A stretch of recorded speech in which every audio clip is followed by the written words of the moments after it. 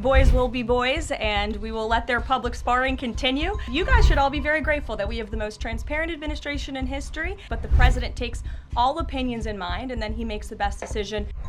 ये बयान है व्हाइट हाउस की प्रेस सेक्रेटरी का। इस बयान के बाद ये चर्चा शुरू हो गई है कि क्या इन दिनों एलन मस्क और ट्रंप के बीच सब कुछ ठीक नहीं चल रहा है। सवाल ये भी है कि जिस शख्स का ट्रंप तारीफ करते हुए नहीं थकते थे, उसको लेकर अब व्हाइट हाउस में ऐसी बातें क्यों हो रही हैं। क्या ट्रंप के टैरिफ प्लान से बाकी देशों की तरह अब एलन मस्क भी नाराज हैं? तो आइए जानते हैं इस रिपोर्ट में इन्हीं सभी सवालों के जवाब और ट्रंप एलन मस्क के बीच किन बातों को लेकर हो रहा है विवाद। दरअसल राष्ट्रपति बनने के बाद से ट्रंप टैरिफ पर ज्यादा फोकस दिखाई दे रहे हैं। सत्ता संभालते ही उन्होंने कनाडा, चीन और मैक्सिको पर भारी टैरिफ लगाकर ट्रंप ने साफ कर दिया कि अमेरिका के साथ व्यापार करना है तो उसे फायदा पहुंचाना पड़ेगा, नहीं तो व्यापार नहीं हो पाएगा। बाकी देशों को ऐसा लगता था कि ट्रंप सिर्फ और सिर्फ इन्हीं देशों को टारगेट करेंगे, लेकिन ट्रंप का मकसद कुछ बड़ा था।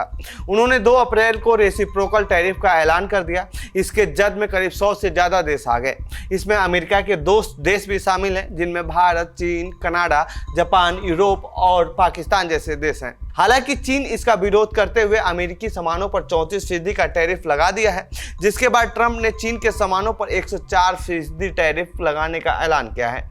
चीन की जो वस्तु पहले अमेरिका में $100 में मिलती थी, अब उसकी कीमत $204 हो गई है। ऐसे में अमेरिका के आम नागरिकों को इसको पे करना पड़ रहा है। मस्क और ट्रंप के बीच खड़ा हुआ विवाद टैरिफ प्लान की वजह से ही बताया जा रहा है।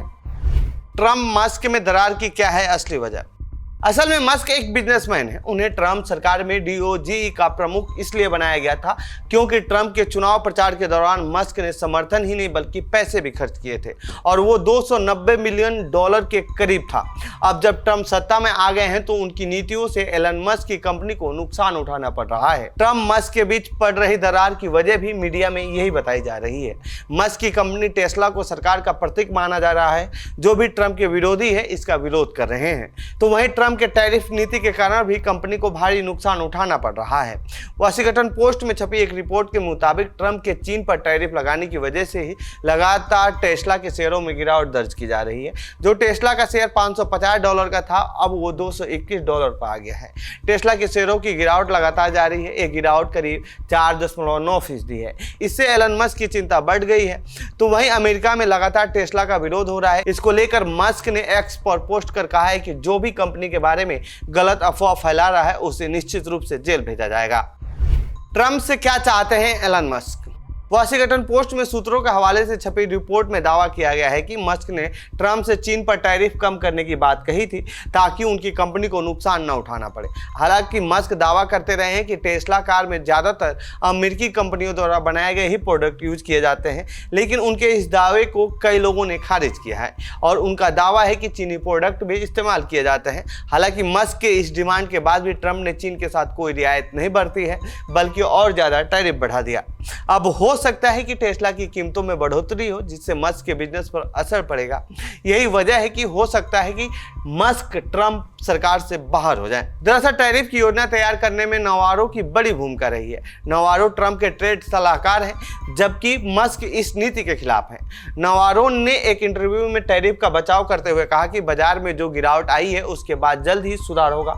उन्होंने दावा किया कि ट्रंप के कार्यकाल में अमेरिका का प्रमुख स्टॉक इंडेक्स डाउ जोन्स 50,000 के आंकड़े तक पहुंच सकता है। साथ ही उन्होंने मस्क पर टिप्पणी करते हुए कहा कि टेस्ला कार बनाती नहीं है बल्कि वो कार को असेंबल करती है। इसे लेकर मस्क भड़क गए हैं और उन्होंने इसके जवाब में कहा है कि हार्वर्ड से इकोनॉमिक्स में PhD होना अच्छी बात नहीं है बल्कि खराब है, वो मूर्ख है। व्हाइट हाउस के प्रेस ब्रीफ में जब कैरोलिन लेविट से इसके बारे में पूछा गया तो उन्होंने क्या कुछ कहा है, सुनिए। No, look, these are obviously 2 individuals who have very different views on trade and on tariffs.